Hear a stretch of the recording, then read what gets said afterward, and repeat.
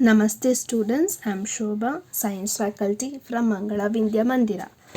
Today let us start with the sixth chapter, that is Conservation of Plants and Animals. Before going to this chapter, so let us see this picture and can you analyze? So the grandparents in the first picture, they are standing in an completely covered in a materialistic place that is completely covered with buildings. But if they imagine their younger days, they were having a very beautiful greenery surrounding them. So, what would be the reason? Why is the changeover from a greenery environment to the completely builded environment? That is mainly because of deforestation. Deforestation is nothing but an process of clearing up of forest for human benefits, which can be happening either naturally or by human activities. A major threat for survival of plants and animals is this deforestation. So human activities, why they cut down these trees are for many reasons, like for procuring land for cultivation, building houses or factories, making furniture, or for using as a wood and a fuel. They are destroying this forest. And in some cases the natural causes of this deforestation might be the forest fire, or it might be some of the floods or some severe droughts. This also might be some natural reasons for this deforestations.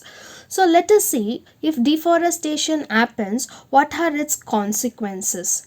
So here you can see some of the consequences, like it increases the temperature resulting in global warming, it increases the pollution level of the earth, and deforestation also results in the decrease of the rainfall, which results in the lowered underground water level, which finally results in droughts. The water holding capacity of the soil is also decreased, causing the floods. Destruct of deforestation also causes soil erosion and also decreases the fertility of the soil, resulting in desertification. Deforestation also disturbs the entire balance of the nature. So now let us study in depth each one of it.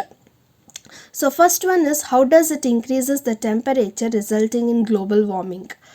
Plants needs carbon dioxide for photosynthesis, right students? You all know. But if deforestation occurs, only few trees will be remaining, which uses less number of carbon dioxide, which results in the higher level of carbon dioxide in the atmosphere. This increases the carbon dioxide level in the atmosphere, which results in global warming. So this is the first effect, which is because of this increase in deforestation rate. The second one is, it increases the pollution level of the earth. When fuels are burnt, they release a lot of gases like carbon dioxide. Plants and trees utilizes this carbon dioxide and help in reducing pollution. But if we cut the trees, it will increase the amount of carbon dioxide in the air, resulting in higher level of this pollution rate. Apart from this, it has several other more consequences, like decrease in the rainfall. The roots of the trees, which absorbs the water from the earth, and this water goes back in the air through the process of evaporation, and this water vapor causes rain. So indirectly, if the trees are cut, less water vapor will be evaporated, resulting in decreased rainfall, which also makes the water to become land to become very dry, and totally it causes droughts. So that is the next one, where there would be a very less rainfall due to deforestation, hence less water would be percolating inside the ground. Due to this, groundwater gets lowered, and because of the shortage of the surface water, groundwater natural calamities occurs, that is drought. The drought is caused and they can't grow any crop in that particular area. And sometimes this deforestation also lead to another disaster called as flood. It leads to decrease in the water holding capacity of soil, when trees are cut, the percolation of rainwater into soil is reduced.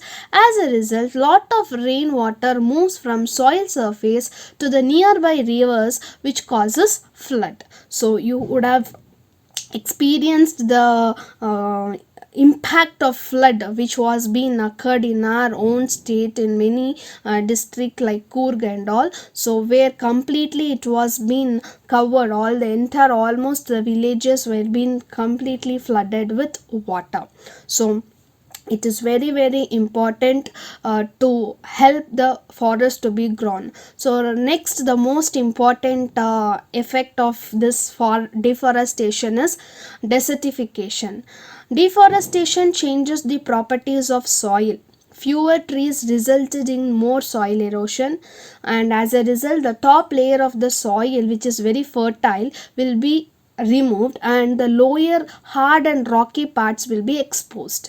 This soil will have very less humus, that is the underground soil will be having very less humus and it will be very less fertile. So the plants cannot be grown in that soil. As a result, gradually the fertile lands gets converted into desert, and this process is called as desertification. So it is our utmost cause to conserve this forest and the forest related wildlife before it is getting completely affected by human activities. So let us now study which are the different ways in which we can protect or conserve the forest and the wildlife. To protect the flora and fauna of the particular place, that is the habitat, the protected areas are being established. So what is this protected areas? These are like wildlife sanctuaries, national parks and biosphere reserves have been designed. The government also laid down some of the rules and policies to protect, to conserve this natural resources, that is forest and wildlife. Plantation, cultivation, grazing, cutting trees, hunting and poaching are strictly prohibited in all these conservation areas. That is, they should not do any agriculture, they should not cultivate any crops there. So all this process will be strictly prohibited. So let us have a look of this Panchamari biosphere, where we are entire further topics will be related to this particular biosphere. So this is the view of a Panchamari biosphere. So I'll tell you what is this biosphere and all. With this example only we are going to proceed. So I have said in the previous slide about flora and fauna. So you might have not heard this word before. So flora and fauna is nothing but the plants and animals of a particular area is known as flora and fauna. Flora means flowers, fauna means animals. So for example, the flora of Panchamari biospheres are like sal, teak, mango, silver ferns, arjun. All these are the examples of flora of Panchamari biosphere, and some examples of the animals of Panchamari biospheres are like chinkara. You are having a blue bull and also leopard. All these are the examples of some of the faunas present in this Panchamari biosphere. Apart from this, you are having cheetah, leopard, wild dog, wolf are again they are also present in this Panchamari biosphere reserve only. So this biosphere reserve is the largest areas of protected land for conservation of wildlife, which is specifically they also protect the tribal people who are living in that area. So biosphere reserves may also contain other protected areas within it. Means a huge biosphere will be there. Inside that huge biosphere, you will be having certain other protected areas. For example, you can see here this Panchamari Biosphere Reserve. It is consisting of one national park which is called as Saptara National Park, and it is having two more wildlife sanctuaries which is called as Bori and Panchmari. So these are the uh, protected areas within that biosphere. You can also see that areas which is there in the map also. So apart from this biosphere reserves, we have wildlife sanctuaries. So this wildlife sanctuaries are like a reserve forest which provides protection for the animals, wildlife in the suitable living conditions. The people who are living in this wildlife are being allowed to do grazing for their livestock, collecting the medicinal plants and firewood. Some of the threatened wildlife like black bull, elephant, python, rhinoceros, etc. are protected and preserved in these wildlife sanctuaries.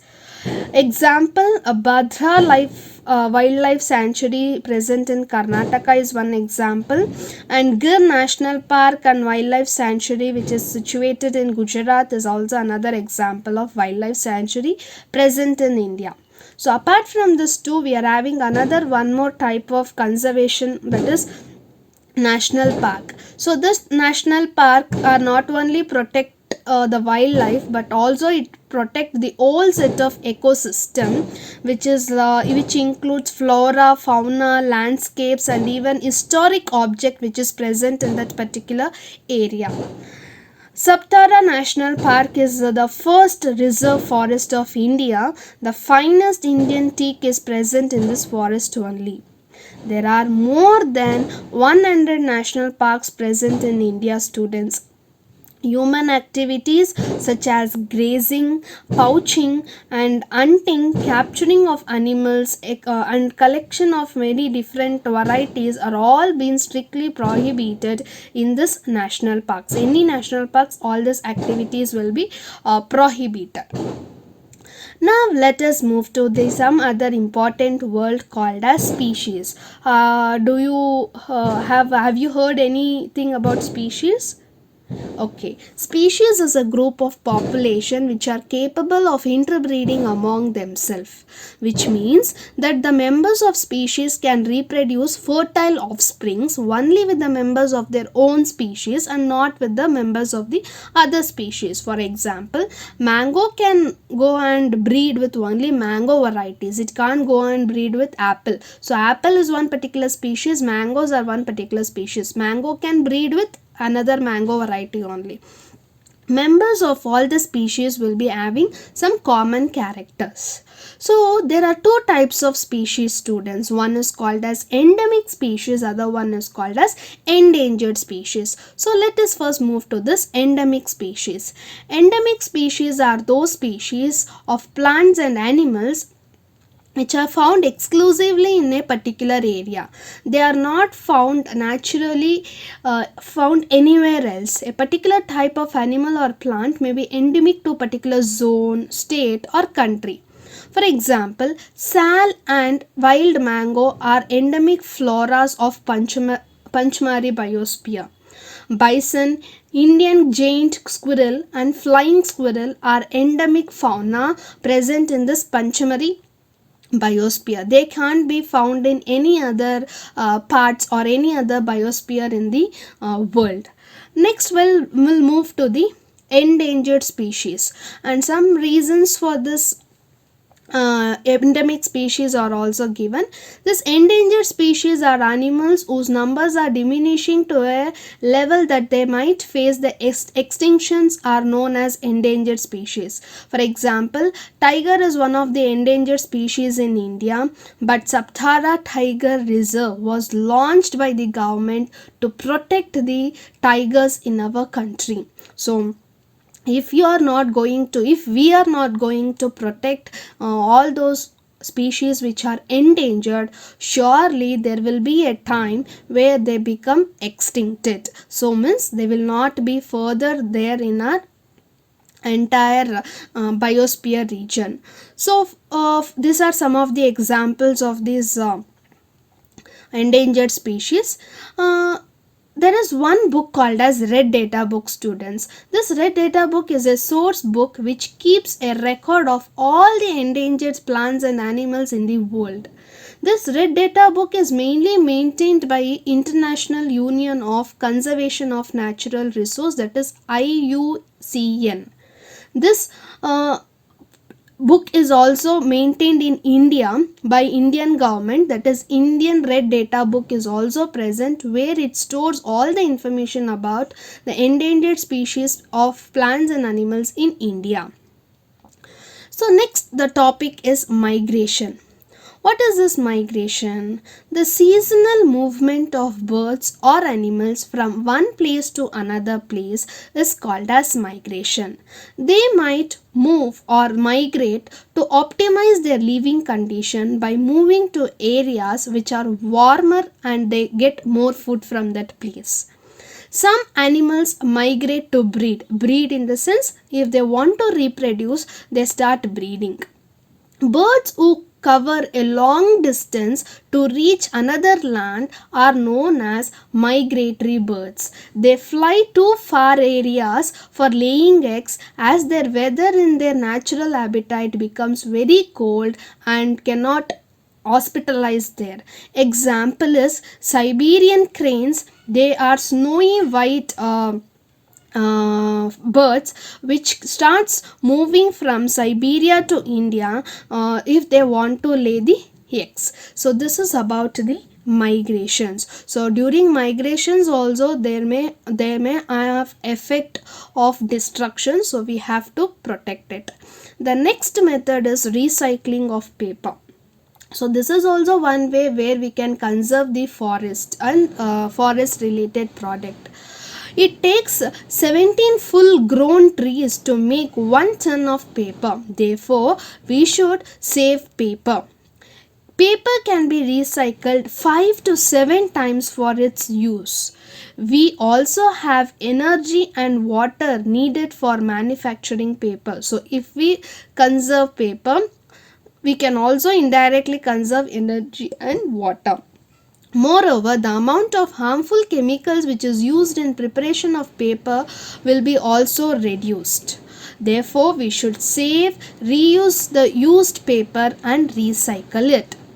The last topic is another way to avoid deforestation or conserve the plants and animals is reforestation. Reforestation is nothing but restocking of the destroyed forest by planting new trees. The planted trees should generally be of same species which were found in that forest. We should plant at least as many as tree as we cut. Reforestation can also happen naturally if destroyed area is left undisturbed. It will re-establishes itself, that is forest can itself be grown. So here I have given the pictures, two pictures. In the first picture you can see after deforestation people, that is human activities have been done in order to create the forest back. This is one type of deforestation where human beings are involved. In the second picture you can see the deforestation has happened but the vegetation has grown naturally by itself, where you can see very fewer places where you can see the cultivation back. So it is our time to protect all the plants and animals which are surrounding us. So students, this is the activity that you should do after seeing this video. Plant at least 5 different plants in your locality. So different 5 plants, either you can place it in your garden, home, terrace garden or anywhere, and you have to send me the pics. Second thing is, find out the number of national parks, wildlife sanctuaries and biosphere reserves which are present in our state, that is Karnataka, and try to locate them in the Karnataka map. You have to draw the Karnataka map and where are all this present you have to locate with different symbols. So these are the 2 activities which you have to do after seeing this video. Hope you have understood this